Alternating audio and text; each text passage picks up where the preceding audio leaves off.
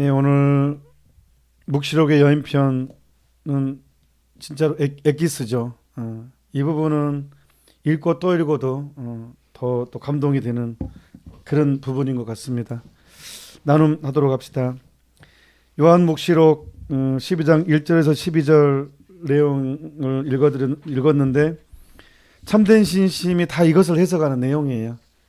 요한묵시록 이 내용이 뒤에 이제 다 이것에 연관된 내용이잖아요. 그래도 봅시다.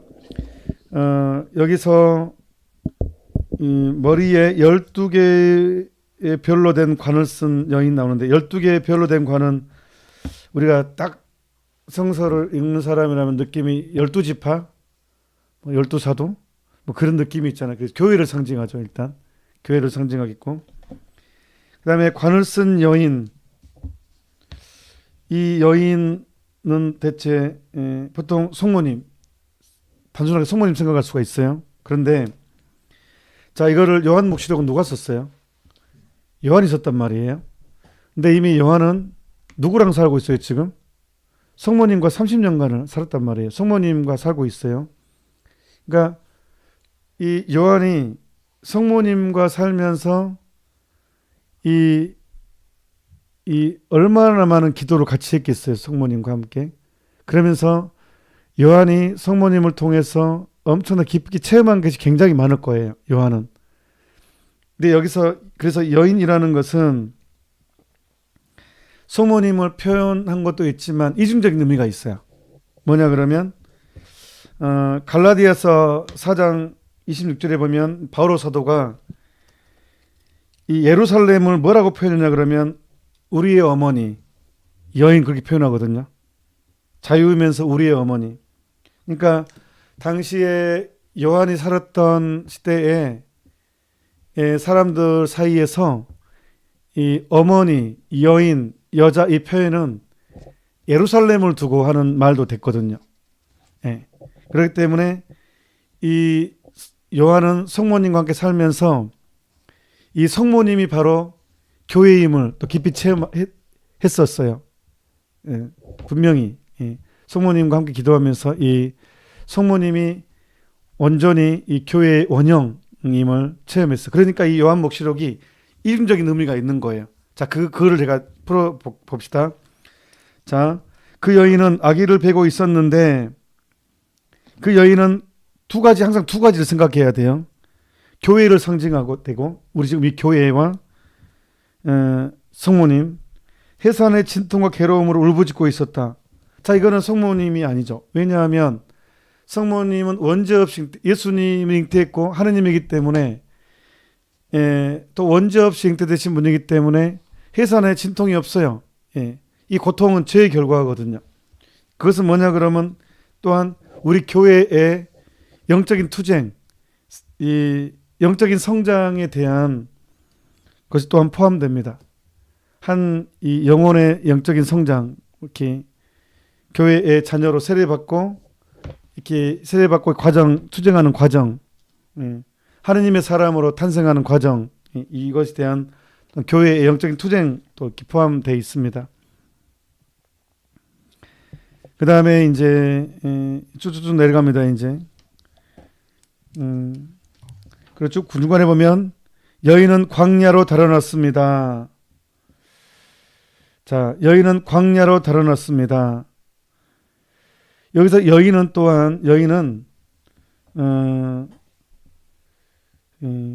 장차 신자들이 크나큰 환난을 겪게 되는 교회를 상징합니다.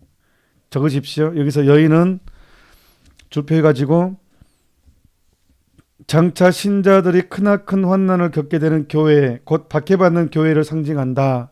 정리하면 되겠습니다. 그 다음에 광야로 달아났습니다. 광야는 박해받는 사람들의 피신처,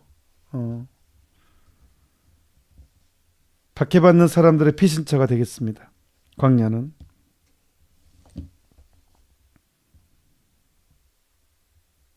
나머지는 이 악마가 하늘에서 전쟁이 일어났고 미카엘과 그 천사들로부터 패배했고 지상에 떨어졌고 그래서 크나큰 환난이 이제 악마의 활동이 이 지상에서 이루어지고 있는 것이 이제 내용이죠. 그래서 마지막에 악마가 큰 분노를 품고서 너희에게 내려갔다. 이게 나옵니다. 그래서 이 교회는, 가톨릭 교회는 항상 예수님께서도 악마를 쫓아냈지만 항상 이 교회는 악마의 존재에 대해서 항상 강조를 했죠. 그리고 이제 다음 49항 54항은 바로 이 요한묵시록의 해설 같은 내용이 계속 나옵니다. 자, 49항은 설명할 필요가 없습니다. 제가 여러분들에게 굳이 설명을 해버리면 사족이 될 정도로 너무 완벽하고 쉽고 아주 핵심적으로 정리가 된 내용입니다. 그래서 저도 제가 30살 봉헌기도를 처음 할 때 그냥 이런 건데 그대로 그냥 다 이해가 되고 감동이 되는, 설명이 필요 없는 부분입니다. 그렇지만 강조한 부분 중간에 그러나 예수 그리스도의 재림 시에는 보셨나요? 중간 밑에서 좀 더 밑에 부분, 중간이지만 좀 밑에, 그러나 예수 그리스도의 재림 시에는 마리아의 정배인 성령에 의해서, 마리아도 정배인 성령에 의하여 명백히 드러날 것은 틀림없다. 이것만 먼저 저는 좀 강조하고 싶습니다. 50항. 그러므로 하느님께서는 세상 마지막 시기에 당신이 창조한 저물 중에 걸작품인 마리아를 만민 앞에 드러내 보이기를 원하신다. 그 이유는 다음과 같다. 이것은 아주 하나하나가 아주 그냥 팍팍 새겨집니다. 바로바로 꽂혀집니다. 시간상 다 할 수는 없고 5항만 먼저 볼까요? 5항. 자, 50항의 5항 줄 치십시오. 마리아는 우리가 예수 그리스도를 완전히 발견하는 확실한 방법이며 완전하고도 빠르며 티없는 길이시다. 그러므로 성덕으로 나아가려는 영혼들이 마리아를 통하지 않고는 그리스도를 찾아내지 못할 것이다. 자, 이것은 과장이 아니에요. 몽포 루도코 성인이 과장을 쓰는 것이 아니라 이제 요한묵시록에 연결된 그 돌아가면 이 사도 요한이 성모님과 함께 기도하고 함께 생활하면서 예수님을 더 완벽하게 이해를 하게 돼요. 정말 또 같이 기도하면서 성모님 안에서 완벽한 교회를 발견하게 되고 교회의 원형임을 알게 되고 예수님을 더 완벽하게 체험하게 돼요. 이 사도 요한이. 그래서 몽포 루도코 성인은 바로 그래서 이 요한묵시록 안에서 이 여인이라는 이 개념이 이 하느님의 백성이면서 동시에 성모님, 동시에 있다는 것을 이해를 해요. 이거를 완벽하게 또한 몽포 루도코 성인도 사도 요한을 온전히 이해하고 공감했기 때문에 바로 이렇게 자신 있게 얘기할 수 있는 거예요. 여인은 바로 교회이면서 성모님이면서 또 이 교회의 원형이기 때문에 우리가 성모님을 완벽하게 받아들일 때 비로소 우리도 역시 성모님의 그 원형의 모습으로 변화되기 때문에 이런 얘기를 할 수 있는 거예요. 그래서 마리아는 우리가 예수 그리스도를 완전히 발견하는 확실한 방법이며 안전하고도 빠르며 티없는 길이시다. 바로 티 없으시기 때문에 우리의 원형, 우리가 원래 그것이었잖아요. 아담과 하와가 원래 그 모습이었잖아요. 그러므로 성덕으로 나아가려는 영혼들이 마리아를 통하지 않고서는 그리스도를 찾아내지 못할 것이다. 마리아를 찾아낸 사람은 생명을, 즉 길이요 진리요 생명이신 예수 그리스도를 찾게 된다. 너무너무 중요한 말. 잘못하면 너무 과장된 것처럼 생각할 수 있건데 이건 아닙니다. 이건 진실한 것입니다. 이것은. 그러나 마리아를 찾지 않고서는 생명을 찾아낼 수가 없고, 왜냐하면 인간은 언제 한번 물들었었고 쉽게 사역 편정으로 기울어요. 사실 겉으로는 하느님을 섬긴다고 하지만 많은 경우 자기 만족을 위해 살거든요. 영적 분별이 되게 중요한데 이제 저도 이제 신부들은 이렇게 하도 사람들을 많이 만나고 또 고행사를 많이 주다 보면 이 사람들이 딱 보일 때가 있어요. 또 너무 자세히 본다 그러면 또 안 되니까 하여튼 그럴 때가 있습니다. 신부들은. 그리고 어떤 신부들은 또 꿰뚫은 신부도 있겠죠. 그 사람을 보면 특히 빠드르 피오 신부님 같은 경우는요. 완벽하게 그래서 고행사 주다가 기싸대기를 올린 적도 있어요. 자기를 속이고 있다고. 그러니까 저도 이제 조금 있을 수 있잖아요. 저도 이렇게 사람을 보면 그러면 뭐 남들은 저 사람이 진짜 열심히 한 사람이고 자타가 공인하고 뭐 스스로도 되게 열심히 나가는데 제가 봤을 때는 믿음이 없게 느껴지는 사람이 있어요. 아, 저 사람은 그렇게 믿음이 깊지 않구나. 그리고 저 사람은 열심히 한 사람이 아니구나. 아, 교만하구나. 이 사람은 지금 자기를 섬기고 있구나.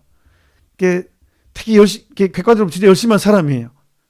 예, 진짜 열심히 한 사람이에요. 아주 뭐 일이나 뭐 매일 미사, 성체조배. 근데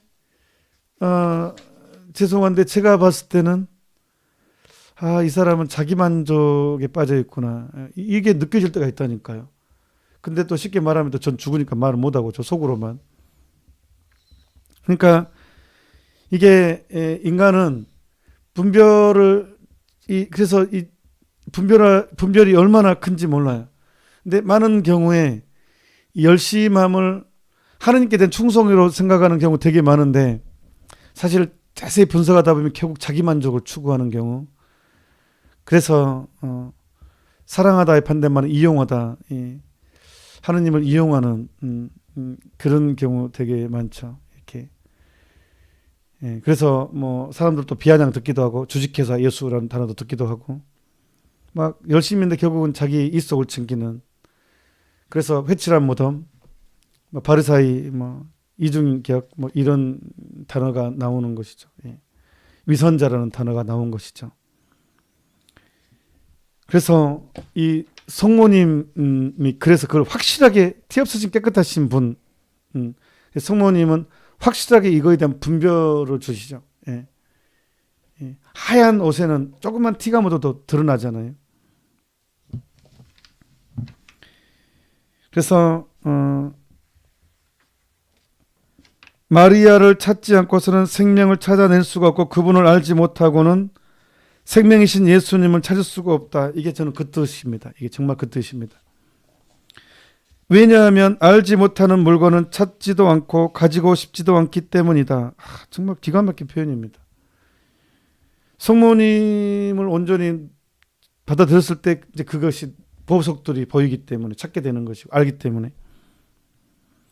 그러므로 삼위일체이신 하느님께서 더욱더 잘 알려지고 그분께 큰 영광을 돌리기 위해서는 마리아가 그 어느 때보다도 더욱 많이 알려져야 한다. 별표치고 이제 아주 우리의 성소, 우리의 성소입니다. 이게. 성모님께서 그 어느 때보다도 지금 더욱 많이 알려져야 됩니다. 성모님께서. 그래서 5항 특별히 언급했습니다. 또 이제 6항도 다 중요합니다. 1항부터 다 중요한데 너무 이걸 다 언급하면 오늘 날 세야 되기 때문에 오늘 사실 날새도 되긴 하지만 내일 스케줄이 제가 또 있어 이제 또 미사도 하고 또 있어서 이렇게 하니까 7항 봅시다. 이제 50-7 특히 마지막 시기에 마리아는 악마와 그 앞잡이들에게는 질서정연한 군대처럼 무서운 존재일 것이다. 그때 영혼을 멸망시킬 시간이 얼마 남지 않은 것을 깨달은 악마들은 날마다 있는 힘을 다하여 사람들을 타락시키기 위해 무시무시한 박해를 가해올 것이며 특히 굴복시키기 힘든 마리아의 충실한 종들과 참된 자녀들을 목표로 삼아 맹렬한 공격을 가할 것이기 때문이다. 특히 마지막 시기에 그렇다는 거예요. 마지막 시기가 언제인지 모르겠지만 이보다 더할 시기가 있는지도 모르겠지만 이 아끼다 성모님 메시지 보면요. 좀 무섭습니다. 이제 그 아키다 성모님 메시지를 보면 파티마 성모님 거기 이토 주교님 그때 이제 그 아키다를 인준해줬던 이토 주교님은 파티마 성모님의 메시지 연장선상에 있다고 딱 이제 단언을 해요. 그러면서 이제 이 파티마 성모님의 메시지를 더 구체적으로 이제 이렇게 표현한 것이라고 하는데, 이 아키다 성모님 메시지는 아주 대박해에 대한 확실한 이제 이것이 나옵니다. 교회에 인준된 거예요. 아키다 성모님 메시지는.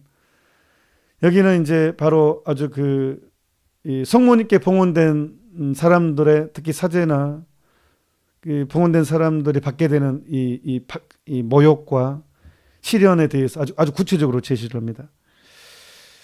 그리고 이제 이게 상당히 먼 옛날의 얘기가 아니라 좀 현 시대에 같은 그렇게 느낌이 들게 되는 내용들입니다. 그리고 지금 펼쳐지고 있는 일들을 보면 지금 뭐 거의 고해성사하지 않죠. 죄에 대한 무감각, 그리고 성의 문란. 옛날에는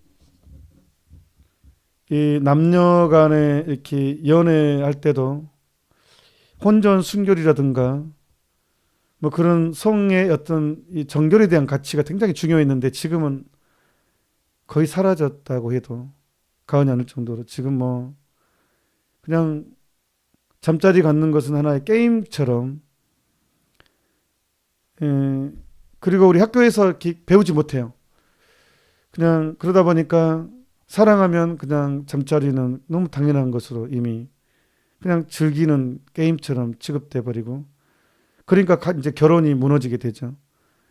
성이라는 것은 자녀 출산과 부부의 선익, 가문을 형성하는 것이고 인격에 대한 형성이고, 이거는 진짜 이 생명에 대한 엄청난 것인데 게임이 돼버리는 순간 이 인간 존엄성을 말살하게 되고, 그리고 낙태도 급증하게 되고, 이 상대방에 대한 분노가 또 커지게 되고 거의 뭐 무너지고 있죠. 그러니까 어느 정도까지 가야지 마지막 시대인지 모르겠지만 정말 얼마나 더 망가져야지만이, 아직 더 기다려야 되는지는 모르겠지만, 뭐 정인이 사건도 그렇고 정말 천인공노할 사건, 너무나 잔인한 사건들이, 뭐 자식도 뭐 남편도 잔인하게 죽인 제주도의 사건도 그렇고 정말 이 천인공노할, 부모가 자식을 죽이고 자식이 부모를 죽이고 말도 안 되는 사건들이 막 지상에 막 계속 뉴스 지면에 이렇게 방송으로 이렇게 터지는데 과연 어느 정도까지 더 타락해야 되는지. 그래서 우리 정상적인 인성적인 판단으로는 정말 심각하구나. 그래서 악이 그 어느 때보다도 창궐하고, 그래서 제가 여러분들에게 추천했잖아요. 책을. 성모님께서 가장 사랑하는 사제들에게. 그 책 보면 뭐 프리메이슨은 하도 정보가 많아서 출처가 대체 이게 믿을 만한 건지, 저도 뭐 그림자 정부라는 책도 있어요. 그 책도 읽었는데 벌써 신학생 때 읽었나, 하여튼 그게 오래된 책이죠. 근데 과연 이게 출처가 맞나? 정확한 근거를 모르겠는 거예요. 이게 옳은 것인지, 하도 많은 얘기가 있으니까 이게 올바른 정보인지 그래서 모르겠는 거예요. 그런데 제가 딱 확실하게 올바른 정보라고 이거는 확실하구나 한 것은 딱 한 가지가 있어요. 바로 성모님께서 가장 사랑하는 사제들에게. 그 책은 거의 프리메이슨에 대한 얘기 되게 많이 나오거든요. 성모님 직접. 그러니까 성모님이 한 얘기는 정확하니까. 그래서 거기에는 아주 구체적으로 프리메이슨이 어떻게 활동하고 있다라는 거에 대해서 자세히 나오죠. 그래서 꼭 저는 그 책을 여러분들 영적 도서로라도 꼭 읽었으면 좋겠어요. 꼭 가정 채널콜로 하면 여러분 자녀들 보호 받습니다. 진짜로. 근데 아무튼 특히 7항이 나옵니다. 7번에 특히 마지막 시기에 마리아는 악마와 그 앞잡이들에게는 질서정연한 군대처럼 무서운 존재일 것이다. 그때 영혼을 멸망시킬 시간이 얼마 남지 않은 것을 깨달은 악마들은 너무 중요해서 반복합니다. 날마다 있는 힘을 다하여 사람들을 타락시키기 위해 무시무시한 박해를 가해올 것이며 특히 굴복시키기 힘든 마리아의 충실한 종들과 참된 자녀들을 목표로 삼아 맹렬한 공격을 가할 것이기 때문이다. 그래서 이제 51항이 결국은 이게 창세기의 시전이다. 이것은 성서적인 근거, 역시 성서에 나와 있다라는 것이 이제 51항의 내용입니다. 거짓 그리스도의 나라가 세워질 때까지 날로 더욱 극심해질 마귀의 마지막임의 무시무시한 박해는 하느님께서 낙원에 있던 뱀을 향하여 내리신 최초의 저주와 예언과 관련이 있음을 이해해야 한다. 그래서 창세기 3장 15절에 나오죠. 난 항상 강조했던 나는 너와 그 여자 사이에 너는 악마고 그 여자는 성모님이고 교회죠. 이제 또한 내 후손은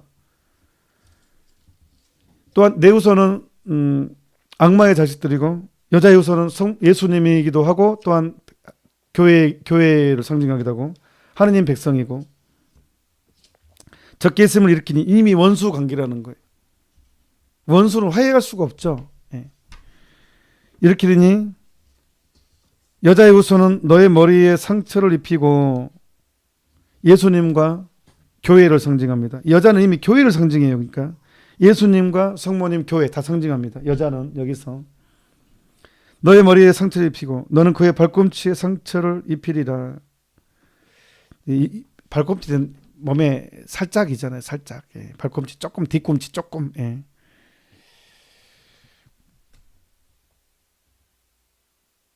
그래서 52항은 이제 이거에 대한 설명입니다.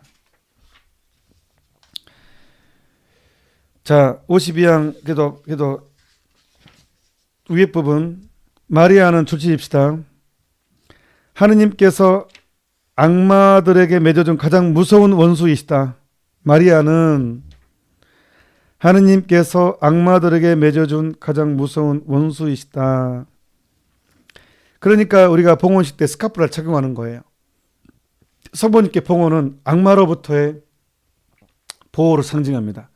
그렇기 때문에 성모님께서 이미 1200년도에 시몬 스톡 성인에게 나타나셔서 이것은 보호를 악마로부터 보호니까 이 스카플라를 이 성의를 착용하는 사람은 영원한 불의 고통은 면할 것이다. 지옥 안 간다는 거예요.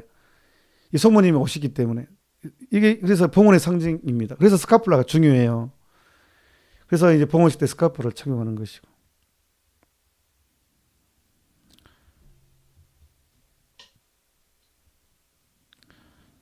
그래서 중간에 보면 이거는 이제 동그라미 치고 새기고 해야 됩니다. 이제 악마가 마리아를 무서워하는 이유는 첫째 동그라미 치고 악마들은 교만하기에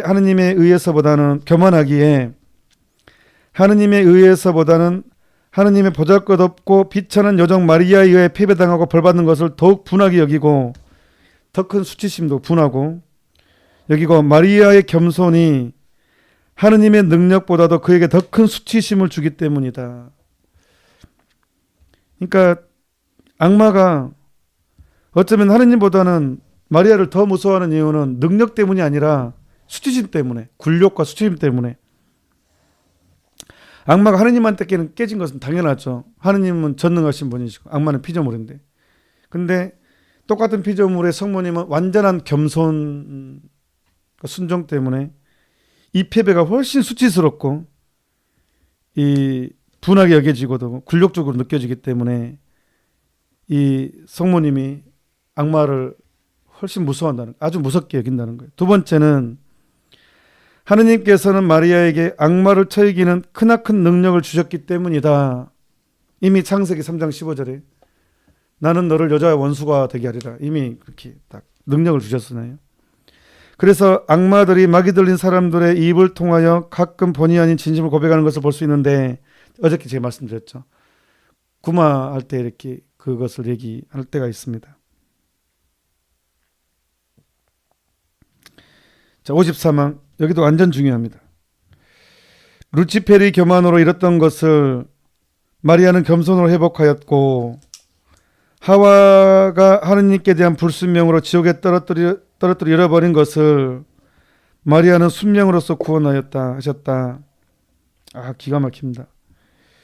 하와는 뱀의 말을 들어 자신과 더불어 자기의 모든 자식들까지도 멸망에 빠지게 하고 악마의 손에 넘겨주었으나 마리아는 하느님께 완전한 순명하심으로 자신과 더불어 모든 자녀들과 종들을 구원하고 하느님께 그들을 봉헌함으로써 하느님께 영광을 드렸다. 그러니까요, 마리아로는요, 구약 성서와 신약 성서에 아주 확고하게 심어져 있어요. 이게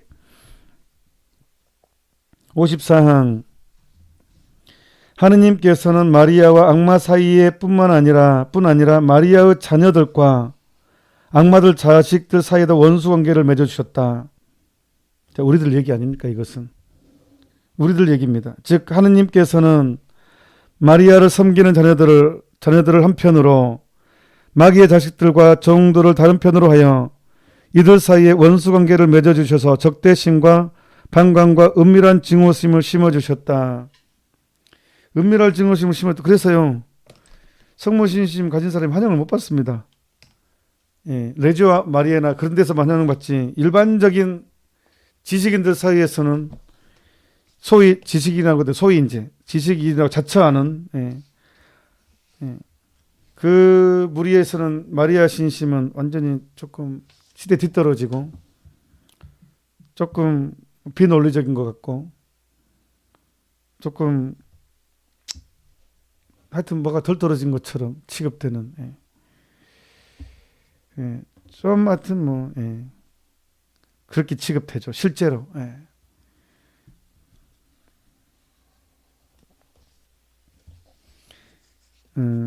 그러나 겸손하신 여정 마리아는 언제나 교만한 사탄을 놀라운 승리를 거둘 것이며 하면서 우리께 연결되는 것입니다.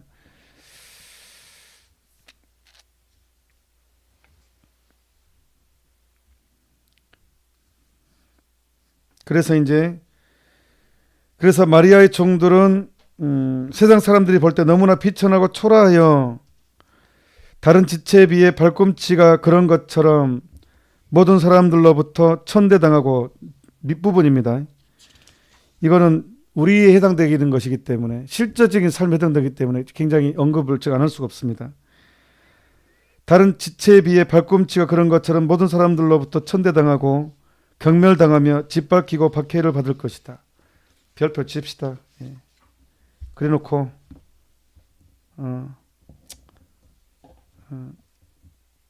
이제 이건 내 모습이니까 내가 이제 마셔야 될 잔이기 때문에. 그러나 그들은 마리아가 그들에게 나누어주는 하느님의 은총으로 넘칠 것이며 하느님 앞에서 마리아의 종들은 성덕에 있어 훌륭하고 고결하며 불타는 열성으로 모든 사람들보다 뛰어날 것이다. 그리고 하느님의 특별한 도움을 얻어 발꿈치와 같은 겸손과 마리아의 일치로 악마의 머리를 으스러뜨리고 예수 그리스도로 하여금 승리로 이끌어가게 할 것이다. 이로써 오늘 7일까지 이제 성모님을 아는 7일을 우리가 보냈습니다. 같이 기도했고 같이 묵상했습니다. 결국은 겸손입니다. 이제 우리가 성모님을 받아들이는 것도 겸손입니다. 그러니까 우리가 성모 신심 있다는 사람은 겸손해야 됩니다. 이것은 우리가 진짜로 이게 안 그러면요, 성모 신심을 또 역으로 이용하는 사람도 있거든요. 보통은 성모 신심 있는 사람을 열심하게 볼 수도 있기 때문에 열심함 때문에 성모 신심가로 될 수도 있거든요. 근데 그런 마음을 눈꽃만큼도 가져서는 안 되고 진짜로 나는 겸손을 있는 힘을 다해서. 근데 그래서 하느님께서는 내가 교만할 때는 절대로 나를 이제 아주 그냥 무참하게 밟힐 정도로 나를 방치하실 것입니다. 이 겸손을 만들어주기 위해서. 성모님께서도 내가 미워서가 아니라 나를 너무너무 사랑하기 때문에 내가 죄에 떨어져 가는 것도 침묵하실 수가 있습니다. 하느님께서도. 같은 죄가 계속 반복해 떨어진다는 것은 내 겸손해야 된다는 뜻이기도 하거든요. 그러니까 우리는 죽으나 사나 첫째도 겸손이고 둘째도 겸손이고 셋째도 겸손이고. 그래서 이것을 내 마음에 심을 때 가장 좋은 것은 뭐냐 그러면 매일 하루에 100번이라도 고백하는 것. 주님의 종입니다. 저는 주님의 종입니다. 저는 주님의 노예입니다. 저는 성모님 종입니다. 이 주님의 종이오니 그대로 제게 이루어지소서라는 말을 하루에 수십 번 반복해야 됩니다. 그리고 어떤 굴욕이 왔을 때 그냥 그 굴욕을 받아들이도록 노력하는 것, 그걸 내 것으로 삼는 것. 그러면 나도 모르는 사이에 성모님처럼 되어가는 것입니다.